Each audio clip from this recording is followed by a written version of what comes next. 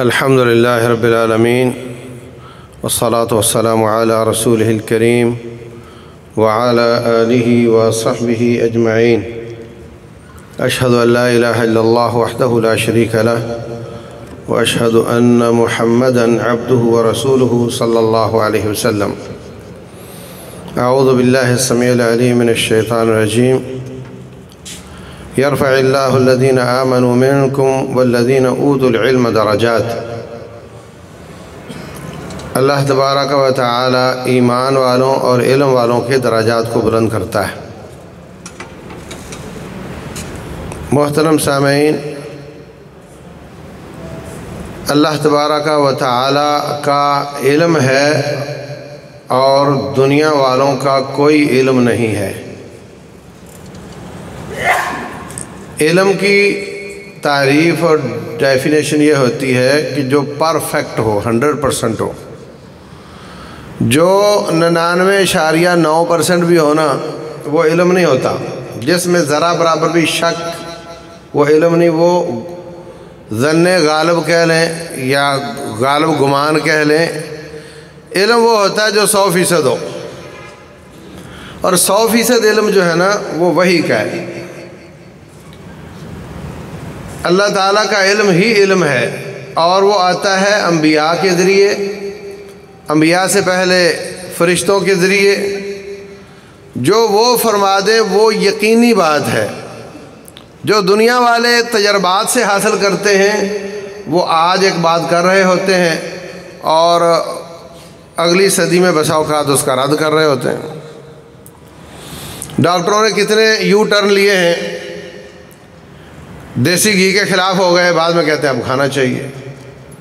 پہلے کہتے تھے 8 گھنٹے سونا چاہیے، اب کہتے ہیں تھوڑے پر بھی گزارا ہو سکتا ہے. مائیں اپنے بچوں کو دودھ نہ پلائیں، اب کہتے ہیں نہیں پلانا چاہیے. تو اللہ کا علم جو ہے وہ یقینی علم ہے جو دینی مدارس میں پڑھایا جاتا ہے اور علماء اس سے فارغ ہوتے ہیں اور پڑھتے ہیں. روٹین میں جب ہندوستان میں انگریز آیا تو ہندوستان کے لوگ بہت زیادہ تعداد میں پڑھے لکھے تھے. انگریز نے آ کر کہا کہ یہ تو سب پڑھے لکھے نہیں ہیں. پڑھا لکھا میں اس کو سمجھوں گا جس کو انگریزی آتی ہو. جس کو انگریزی نہیں آتی وہ پڑھا لکھا نہیں. اور قانون بھی اپنا نافذ کیا، اور وہ تھا بھی انگریزی میں. اس کے وکیل بھی انگریزی جاننے والے ہونے چاہیے، اس کے جج بھی انگریزی جاننے والے ہونے چاہیے. نتیجہ یہ نکلا کہ جس کی بنیاد پر نوکریاں ملتی ہوں اس کی اہمیت بڑھ جاتی ہے. تقریباً 300 سال کے بعد جب وہ گیا تو وہی قانون اور وہی جج اور وہی وکیل اور وہی نوکریاں اور وہی بنیاد آج بھی پاکستان میں وزیر اعظم یا وزیر خارجہ یا وزیر مالیات وغیرہ بناتے وقت یہ بطور خاص دیکھا جاتا ہے کہ اس کی انگریزی کیسی ہے. انگریزی کیسی ہے.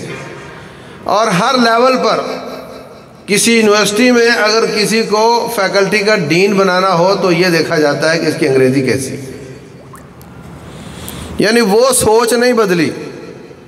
آج بھی انگریزی جاننے والا دیندار وہ پڑھا لکھا، اور جو انگریزی نہیں جانتا بھلے وہ جتنا بھی علم جانتا ہو وہ پڑھا لکھا نہیں سمجھا جاتا. تو عزیز بھائیوں، ایک حقیقت تو یہ ہے. دوسری حقیقت یہ ہے کہ انگریزوں نے بہت محنت کر کے اپنی زبان کو انٹرنیشنل زبان بنوا لیا. پوری دنیا میں جہاں 2 نیشنل آپس میں ملیں گے ان کی آپس میں جو بات ہوگی وہ انگریزی میں ہوگی. تو اس وجہ سے بھی اس کی اہمیت زیادہ ہو گئی. تو میں بجا طور پہ سمجھتا ہوں کہ ایک تو وہ سوچ انگریزوں کی ابھی تک باقی ہے، اور دوسری اس کی اہمیت بھی بن چکی ہے. تو کوئی حرج نہیں کہ دین کا داعی اس کو سیکھ لے اور اس کے ذریعے وہ اللہ کے دین کو سرحدوں کے پار تک بھی پہنچانے کے قابل ہو جائے۔ دیکھیں، ایک ہے کہ ہم اپنی زندگی کا مقصد نوکری کو بنا لیں، دوسرا یہ ہے کہ مقصد نوکری نہیں، نوکری رب کی ہی کرنی ہے، لیکن یہ جو طالب علم کا جسم ہے یہ جتنا ترقی یافتہ ہوگا، جتنا اعلیٰ ہوگا، جتنا زیادہ سے زیادہ مقبول عام ہوگا، اتنا دین کا زیادہ فائدہ ہوگا، کیونکہ اب جو طالب علم ہے، جو عالم دین ہے، وہ اپنی جان کا مالک نہیں، اب وہ اثاثہ ہے امت کا، جتنیاں اس میں خوبیاں ہوں گی اتنی زیادہ دعوت دور دور تک جائے گی۔ اگر آپ کو اردو نہیں آتی تو آپ کی دعوت اپنی پنجاب میں رہے گی، باہر نہیں جا سکتی۔ اگر آپ کو اردو آتی ہے تو آپ کی دعوت پورے ملک میں جا سکتی ہے۔ اگر آپ کو چائنی آتی ہے تو آپ کی دعوت تقریباً 1.5 ارب آبادی تک جا سکتی ہے۔ اگر آپ کو انگریزی آتی ہے تو آپ کے ساری سرحدیں ختم ہو جاتی ہیں، آپ ہر جگہ جا کر اپنے دین کو پہنچا سکتے ہیں، اور سینہ چوڑا کر کے بڑے اعتماد کے ساتھ ہر میٹنگ میں بیٹھ سکتے ہیں۔ آپ کا اعتماد اتنا زیادہ بڑھ جاتا ہے اپنے اوپر کہ آپ سمجھتے ہیں میں ہر کام کر سکتا ہوں۔ اور یہ زبانیں ہم نہیں سیکھتے تو آپ شرمائیں گے، بھئی وہاں لوگ انگریزی بول رہے ہوں گے، میں نے وہاں جا کر کیا کرنا ہے۔ پاکستان میں کتنے ایسے لوگ ہیں، لاکھوں کی تعداد میں ہیں، جن کو اردو میں لگا ہوا سائن بورڈ پڑھنا نہیں آتا، بولتے اردو ہیں، باتیں اردو میں کرتے ہیں، لیکن لکھا ہوا پڑھنا نہیں آتا اور نہ لکھنا آتا اردو میں، باقی ساری ان کی انگلش ہی ہے۔ تو میرے عزیز بھائیوں، ہمیں اپنے آپ کو آنے والے چیلنجز کے لیے تیار کرنا چاہیے۔ میرے پاس کئی دفعہ باہر سے لوگ آ جاتے ہیں، ایک آیا جی چائنا میں ایک مسجد ہے، وہ اس میں خطیب چاہیے، بندہ دو۔ میں نے کہا میرے پاس تو نہیں ہے، وہاں انگلش میں خطبہ ہوگا، میرے پاس تو ایسا کوئی خطیب نہیں ہے۔ تو پھر انہوں نے کہتا میں انڈیا سے لے لیتا ہوں۔ وہ کس طرح کا ہوگا، اس کا کیا عقیدہ ہوگا، وہ وہاں جا کر دعوت کو عام کرے گا، لیکن میں اس چیلنج کے لیے اپنے آپ کو تیار نہیں کر سکا۔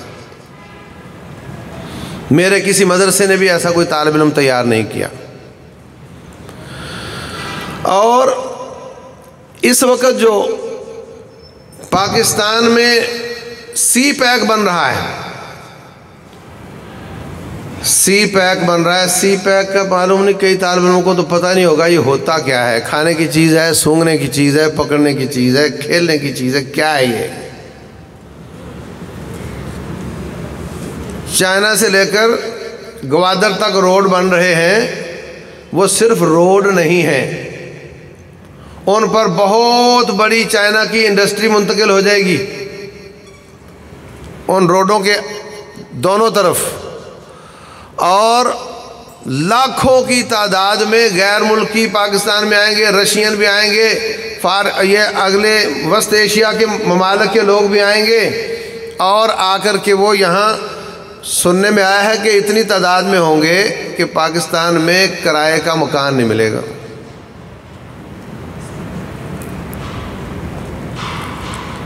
اور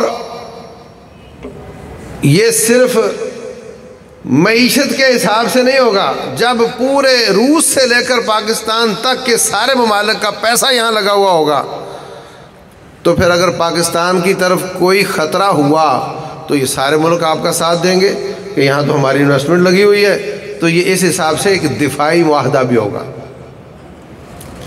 صرف معیشت کا نہیں ہوگا بلکہ دفاع کا بھی ہوگا۔ تو یہ 2 پلس پوائنٹ ہیں۔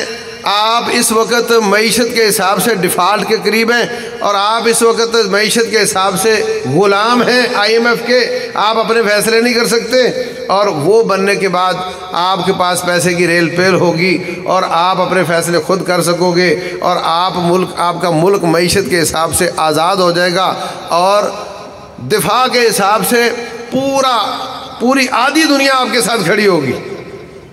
یہ 2 پلس پوائنٹ ہے۔ اور جہاں پھول ہوتے ہیں وہاں کانٹے بھی ہوتے ہیں۔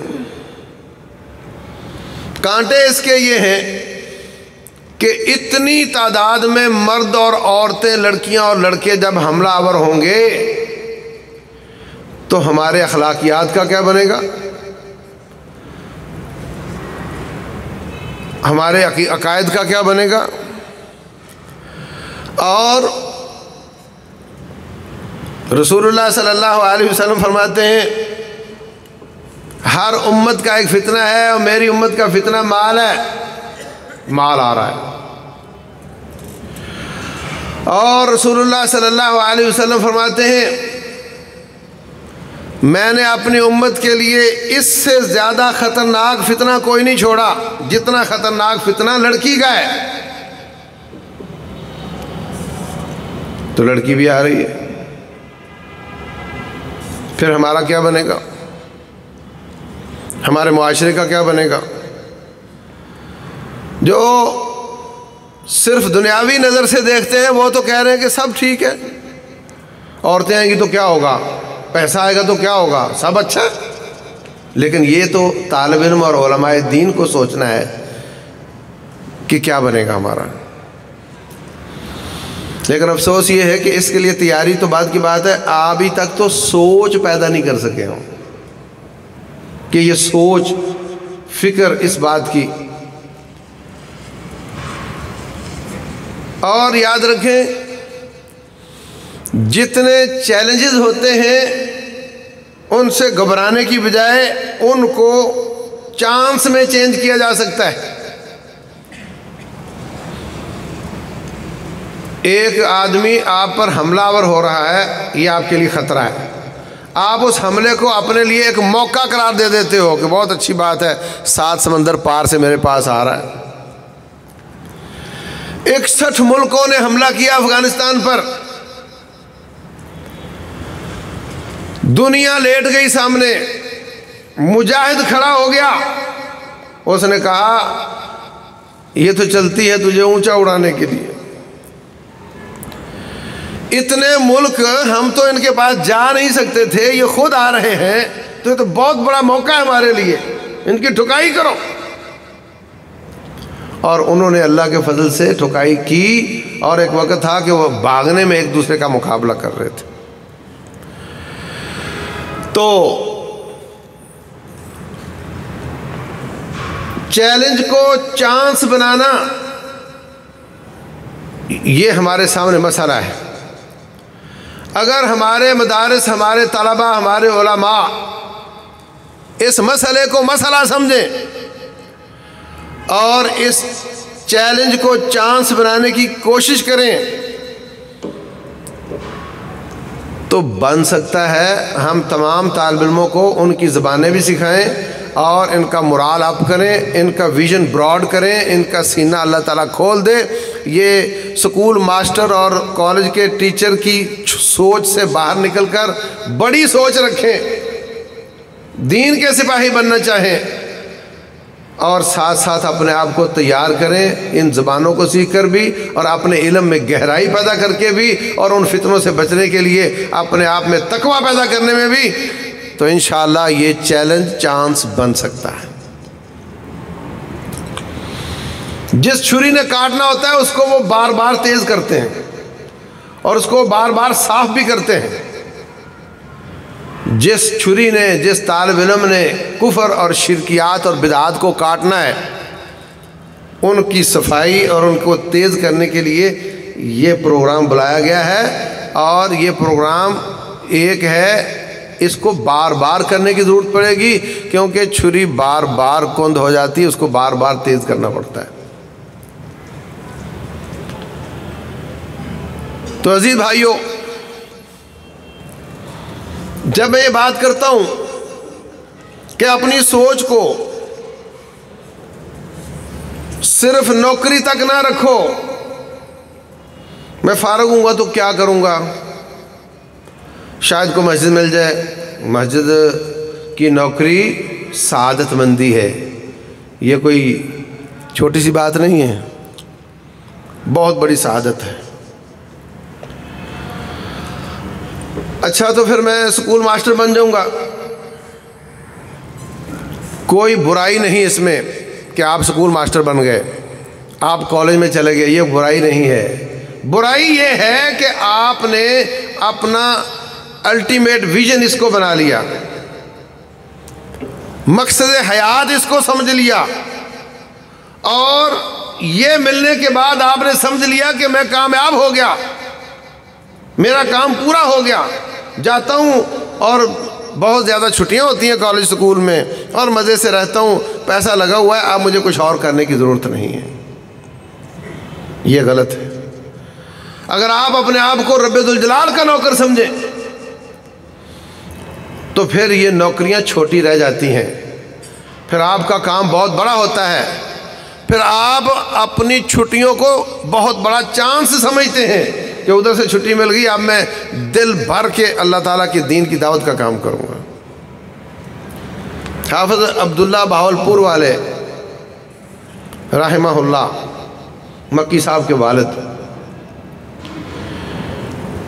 محمد علی جناح صاحب نے ان کو 2-4 لوگوں کے ساتھ ہندوستان، وہاں ابھی پاکستان نہیں بنا تھا تو وہاں پہ بھیجا تھا کہ جاؤ جا کر کے محنت کرو، لوگوں کا ذہن تیار کرو کہ پاکستان بنانا ہے۔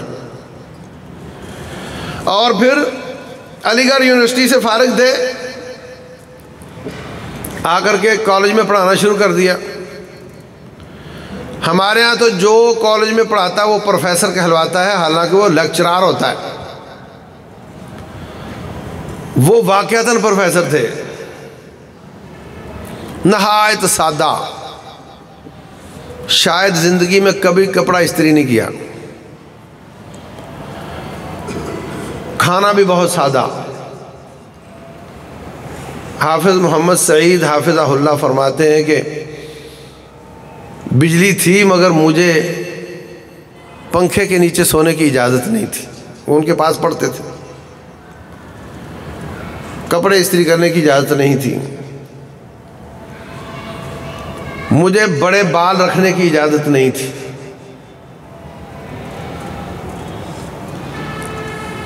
بہت کام کیا، عقیدے کا کام کیا۔ جب وہ گئے بہاولپور تو ایک مسجد نہیں تھی آپ لوگوں کی، ایک، اب شاید 50 سے زیادہ ہیں۔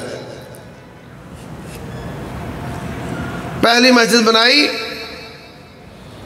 حافظ مکی صاحب کے جو دادا تھے وہ گردن میں رسہ ڈال کے پیچھے پھٹا باندھ کے اپنے بیٹے عبداللہ کو پھٹا پر بٹھا کر اس کی زمین برابر کرتے تھے، اور دوسرے لوگ وہاں کچرا پھینک جاتے تھے کہ یہ ان کی مسجد بن رہی ہے، اس پہ کچرا پھینکو۔ اور حافظ صاحب کے والد نے جاتے ہوئے کہا تھا کہ بیٹے عبداللہ، اگر تو نے میرے بعد دعوت کا کام نہ کیا تو قیامت والے دن تیرا میں گریبان پکڑوں گا۔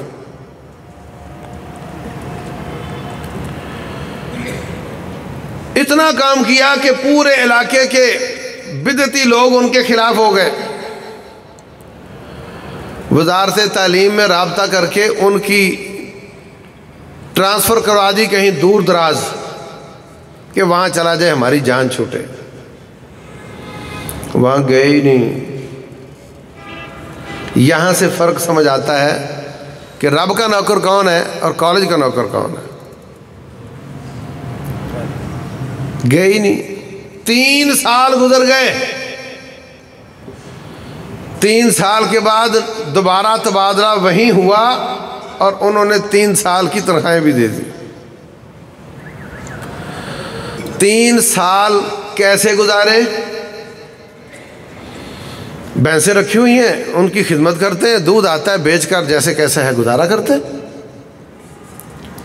نہ ہاتھ پھیلایا کسی کے سامنے، نہ منتیں کی۔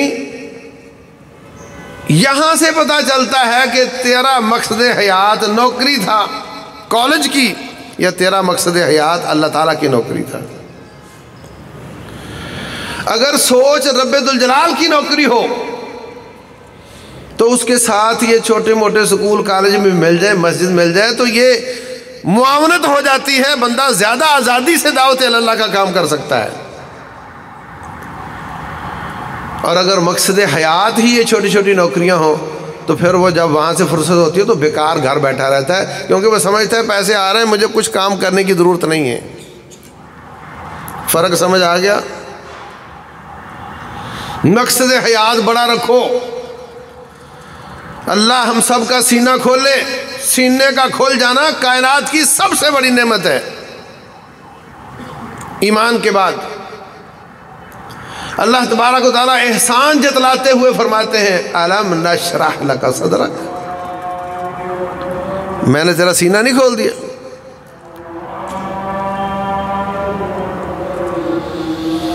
اللہ اکبر، اللہ اکبر، اللہ اکبر، اللہ اکبر۔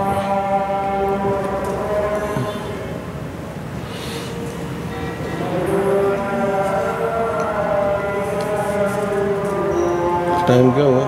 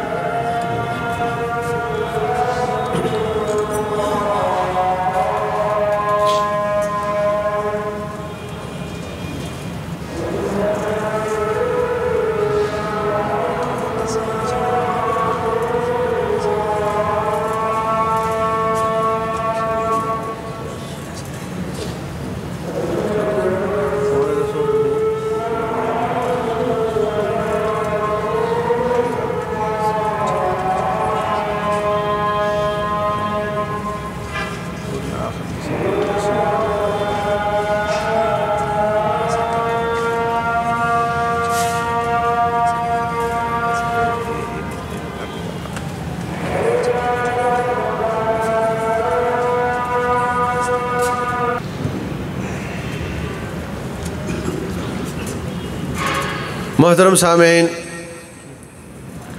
مدارس کے تمام طلباء کو جمع کریں تو وہ ہمارے 22 کروڑ کا کتنے % بنتا ہے؟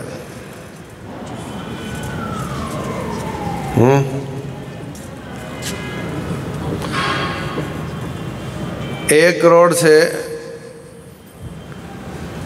اگر میں سمجھتا ہوں 1000 میں سے 1 بھی نہیں بنتا، 1000 میں سے 1 بھی نہیں بنتا۔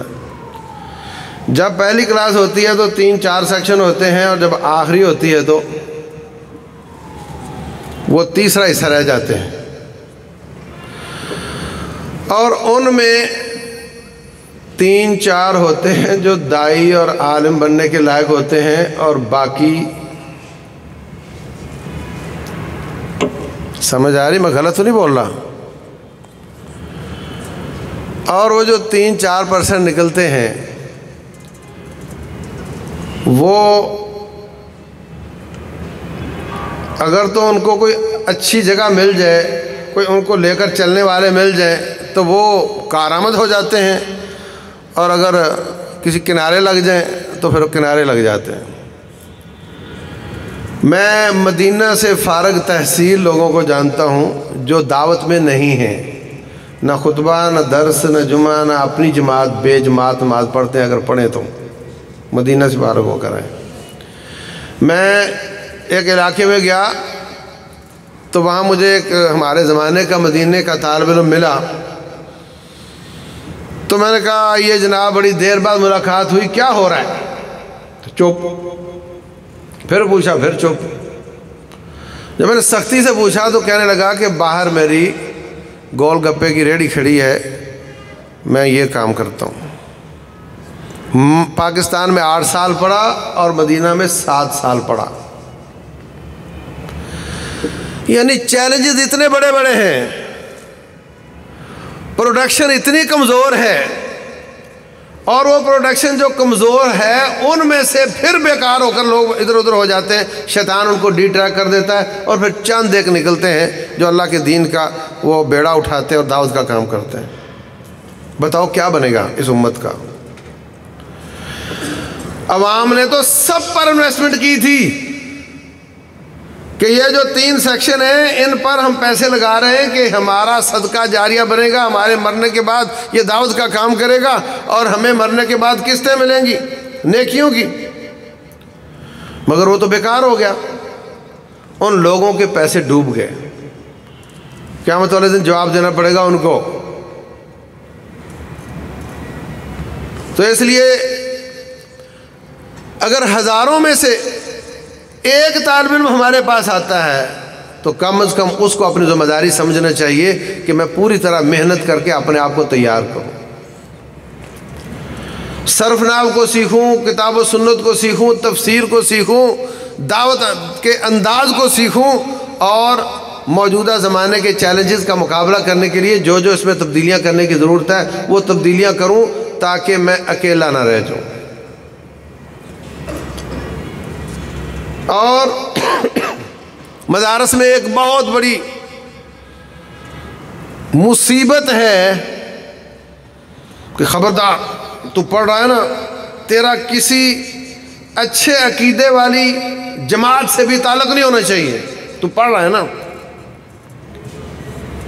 میں بڑائی نہیں اپنی بیان کرتا، جب ہم پڑھتے تھے تب بھی دعوت کا کام کرتے تھے۔ جب ہم مدینہ گئے لوگ کہتے ہیں بھائی جی پڑھائی کے وقت پڑھائی، اب دعوت کا کوئی کام نہیں، ہم اس وقت بھی دعوت کا کام کرتے تھے۔ اور وہاں باقاعدہ ہم نے درخواست دی اپنے ادارے کو، مدینہ یونیورسٹی والوں کو، کہ ہم دعوت کا کام کرنا چاہتے ہیں، وہاں پہ اجازت کے بغیر کوئی نہیں کر سکتا۔ انہوں نے ہمیں اجازت نامہ بھی بنا کر دیا، گاڑی بھی دی، پیٹرول بھی دیا، ڈرائیور بھی دیا، کہا ان کو لے جاؤ اور جاؤ جا کر کام کرو۔ اور جمعے کی چھٹی ہوتی تھی، بدھ والے دن ہم ظہر کے بعد نکلتے، 300 کلومیٹر، 400 کلومیٹر، 250 کلومیٹر دور، اور دور دراز صحراؤں میں وہاں جا کر مزدور کام کر رہے ہوتے اردو والے، ان کو ہم دعوت دیتے۔ تو جب آپ جوان ہو گئے ہیں تو مکلف ہو گئے ہیں، اب اگر کوئی فوت ہو جاتا ہے تو کیا رب کو یہ کہہ سکے گا کہ اعلیٰ میں تو ابھی پڑھ رہا تھا اس لیے میں نے کوئی کام نہیں کیا؟ جب آپ جوان ہو گئے تو آپ کی برائیاں اور نیکیاں لکھی جانی شروع ہو گئیں، آپ مکلف ہو گئے اللہ کی طرف سے۔ یہ تو ظالموں نے ٹرک کی بتی کے پیچھے لگایا ہوا ہے، ابھی میں اسٹوڈنٹ ہوں جی، میں کچھ نہیں کروں گا، نہ ابے کی مانوں گا نہ اللہ کی مانوں گا، اس لیے کہ میں تو اسٹوڈنٹ ہوں۔ کتنے لوگ دوران تعلیم مر جاتے ہیں، رب کو اپنا اسٹوڈنٹ کارڈ دکھائیں گے کہ اعلیٰ دیکھ لو میں تو اسٹوڈنٹ تھا، میں نے اس لیے کچھ نہیں کیا۔ اللہ کے نزدیک تو جب وہ بالغ ہو گیا تو مکلف ہو گیا۔ اس لیے عزیز بھائیوں، ابھی سے اپنے محلے کی مسجد میں آپ کو کوئی بلائے نہ بلائے، اٹھ کر کھڑے ہو جا کرو نماز کے بعد۔ میں آپ کو ایک آیت سنانا چاہتا ہوں بھائیوں، مہربانی سن لو۔ کسی نماز کے بعد کھڑے ہو جا کرو، میں آپ کو ایک حدیث سنانا چاہتا ہوں۔ دال بیچنے والا بھی تھوڑی تھوڑی دیتا ہے تو تبھی پھر لوگ خریدتے ہیں اس سے، سمجھے نہیں؟ تھوڑی تھوڑی مفت میں دیتا ہے تو پھر لوگ خریدنے بھی لگ جاتے ہیں۔ اگر آپ اس انتظار میں رہو کہ 8-10 القاب لگا کے میرا اعلان ہوگا اور پھر میں درس دوں گا تو پھر وہ لمبی بات ہے۔ ابھی سے دعوت اللہ میں اپنا کردار پیش کرنا شروع کرو، اور اللہ تعالیٰ کے فضل سے ہم تو جماعت کی برکات کو دیکھتے ہیں کہ روٹین میں سستیاں آ جاتی ہیں، شیطان سست کر دیتا ہے۔ جماعت میں انسان سست نہیں ہوتا، اس لیے کہ اس کو کھینچنے والے بہت ہوتے ہیں۔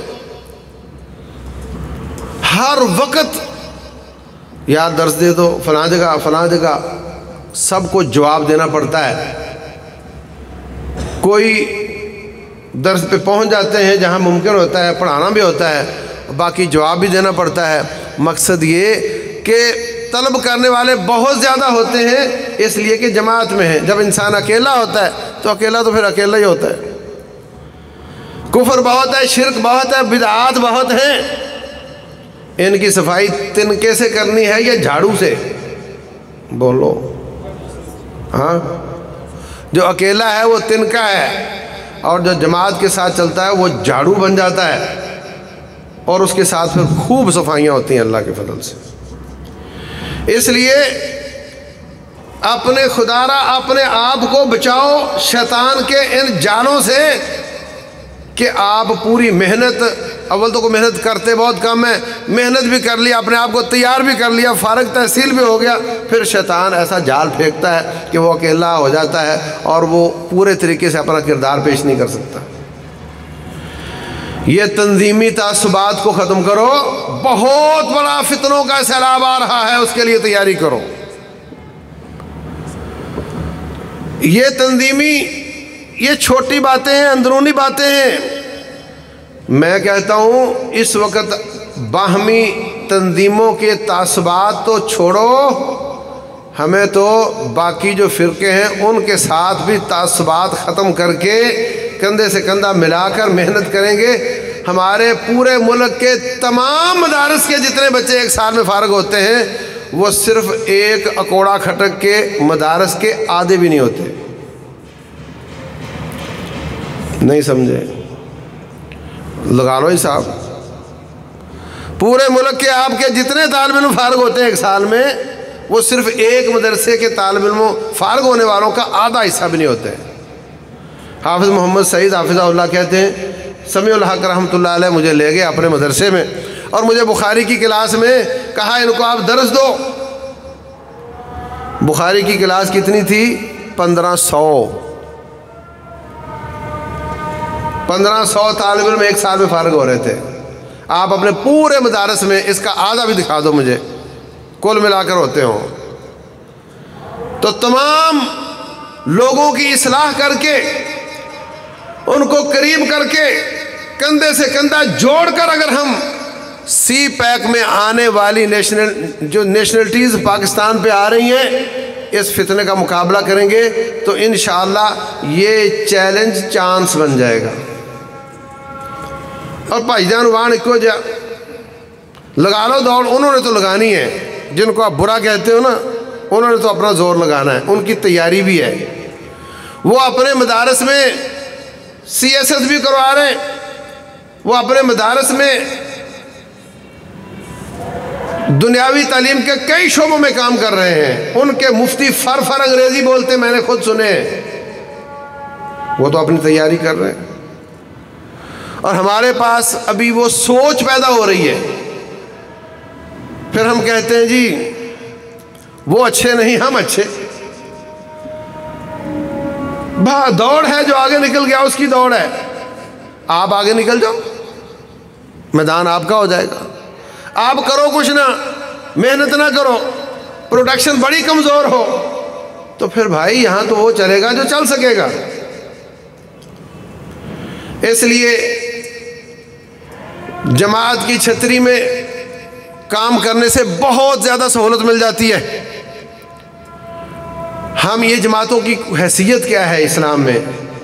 تعاونوا علی البر والتقوی، یہ وہ والی جماعتیں نہیں ہیں کہ بھئی فلاں جماعت سے کوئی نکل گیا تو من شذ فی النار، وہ آگ میں گیا، ایسا کچھ نہیں ہے۔ بلکہ یہ ساری جماعتیں نیکی اور تقوی میں تعاون کے لیے ہیں، دعوت اللہ میں باہمی تعاون کے لیے ہیں۔ ان کی بنیاد پر تعصب نہیں ہونا چاہیے، جو بھی نیکی کا کام کر رہا ہے اس کے ساتھ کندھا لگانا چاہیے، تعاون کرنا چاہیے، اور اپنے آپ کو ٹھیک طریقے سے ایسا تیار کریں، اپنے اوپر اتنی محنت کریں کہ جن کے پیسے کے ساتھ یہ ادارے چل رہے ہیں ان کی انویسٹمنٹ بھی برابر ہو جائے، اور جو چیلنجز ہمارے سامنے آ رہے ہیں ان کا مقابلہ کرنے کے لیے تیاری بھی ہو جائے، اور اللہ کرے وہ فتنے ہمارے لیے رحمت بن جائیں، اور اللہ تبارک و تعالی آنے والوں کو ہدایت نصیب فرما دے، اور ہماری دعوت کا دائرہ تمام سرحدوں کے پار تک چلا جائے۔ اللہ تبارک و تعالی عمل کی توفیق۔